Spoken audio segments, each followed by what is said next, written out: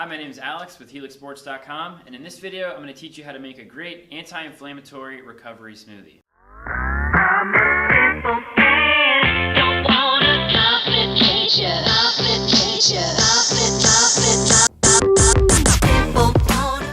This smoothie that I'm going to show you how to make is the smoothie that I drink pretty much every morning. I intermittent fast, so when I wake up, I work out on an empty stomach, and then I need to restore my glycogen levels, so I go for a fruit-dense, plant-based smoothie that is great for workout recovery and has some anti-inflammatory properties as well, which helps with the muscle recovery. To restore the glycogen levels, we're going to go for 2 to 3 spotty bananas. I go for the spotty bananas because they've got more sugars in them, they're easier to digest, and the antioxidants are more readily available. I know a lot of people like green bananas, but those are actually super starchy and it's way harder on your digestive system, so I would go for the spotted bananas. Bananas are great. They've got lots of potassium in them, which helps with cramping, and it's a great sugar source, so that's why I choose bananas. Next, we're going to add blueberries. Blueberries have lots of antioxidants, mood boosting, brain boosting, and arterial function boosting properties. We're going to add about 3/4 cup to a full cup of blueberries. I wish I was making this smoothie in high school because it keeps me full for about 3 to 4 hours after I drink it. In high school, I used to just wake up, have a bowl of cereal, and like an hour or two later into school, I would be starving already. But with this, I can last for about 3 to 4 hours before I get hungry again and want to eat. So for the kale, we're going to do 2 large handfuls of the kale. And out of this bag, I can get like 4 or 5 servings out of that. So I'm just going to dump the rest in because that's about what I would use.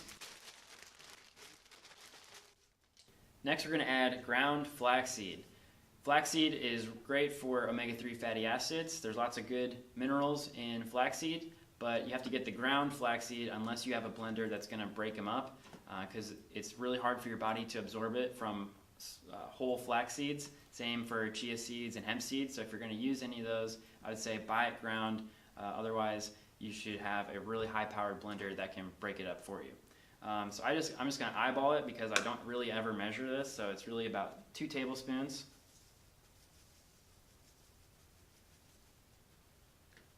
Okay. Next thing I'm going to add is peanut butter powder.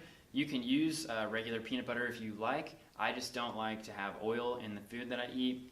PB Fit is also has less calories, so if you're going to use peanut butter outside of this, PB Fit is a good way to go. But really for me, this is just a supplement for protein. Protein will keep you feeling full longer, and it's got some amino acids which helps with muscle recovery, and it's also got a little bit of flavor, so it adds a little bit of dimension to the smoothie. And again, I'm just going to eyeball this. I don't ever actually measure my stuff, and that's what it's going to be. Some people say turmeric. I like to say turmeric.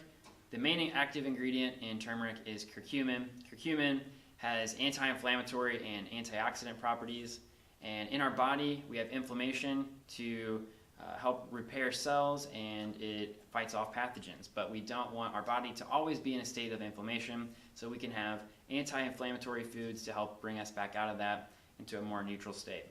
Unfortunately, the curcumin isn't absorbed into the bloodstream very well, so we actually need to add some black pepper. But first, I'm just going to pour some of this guy in here.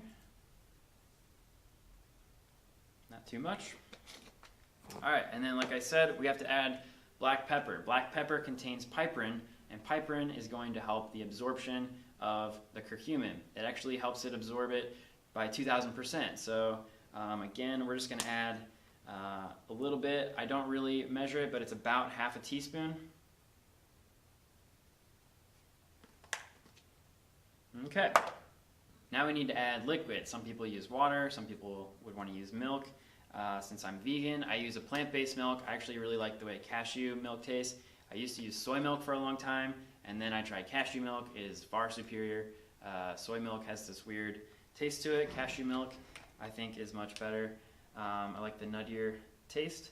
And we're just going to add about a cup's worth just to make sure that we can get everything flowing, and then if we need to, we can always add more milk at the end, but you can never take the milk out, so I would start with less milk or less liquid and then add more as you go to get the consistency where you want it. Lastly, I'll just talk about these supplements real quick. We've got a polyphenol blend, which is a ground up powder of different berries and vegetables, and I use this about once or twice a week, or if I don't have the blueberries on hand. There's lots of vitamins and minerals in here, so I'll use that. And I've got creatine, which I'll use again about once or twice a week, but just because I don't think you need to have creatine every day. Creatine helps keep your muscles full and helps with muscle recovery. So that's the smoothie. That's what I want to show you. Now we need to blend this up, and we're going to just work our way into a slow blend to a fast blend, and then we're going to add more milk if we need to. Alright, looks pretty good. Looks a little bit runnier than I like it, so we can add in some extra flaxseed, add in another banana, or even some peanut butter powder to get it a little bit thicker to where I would like it. So again, just be mindful, go slow with the milk, be slow with the liquid, because you can always add more, but you can never take it out. So let me pour this.